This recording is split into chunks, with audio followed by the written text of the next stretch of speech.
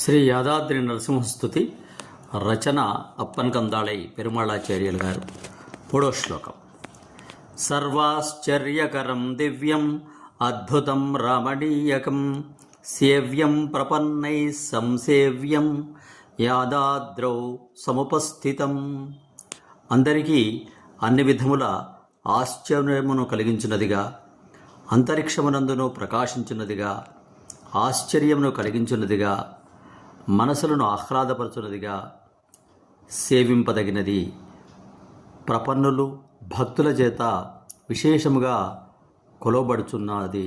సృష్టి యందు ఏది కలదో అది నరసింహావతారం. ఆ నరసింహావతారము యాదాద్రి యందు వేంచేసి భక్తజనులను పరిపూర్ణంగా అనుగ్రహిస్తున్న స్వామి నరసింహస్వామి. అతని యొక్క లీలలు, వైభవాలు అత్యంత అద్భుతాలు, రమణీయకాలు. ప్రహ్లాదుడు రాక్షసుడైన అతని భక్తికి మెచ్చి తన శిష్యుడిగా చేసుకున్నాడు. అతని తండ్రి దుష్టుడు కాబట్టి అతని సంహరించాడు.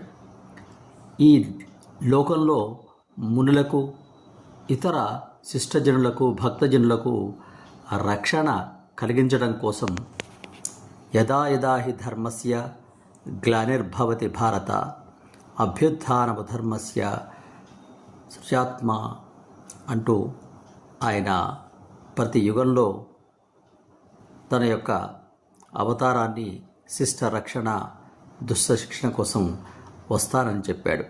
అలా వచ్చిన అవతారాల్లో ప్రముఖమైనది నరసింహావతారం.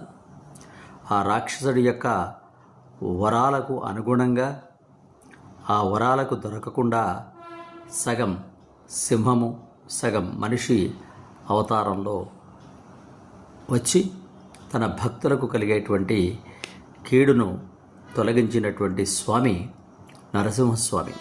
ఆ నరసింహస్వామి మన ప్రాంతంలో యాదాద్రిపై వేంచేసి ఉండి భక్తుల మొరలను ఆలకించి వారి కొంగు బంగారమై కోరిన కోరికలను తీరుస్తున్నాడని ఈ 3వ శ్లోకంలో ఆచార్యుల వారు తెలియజేశారు.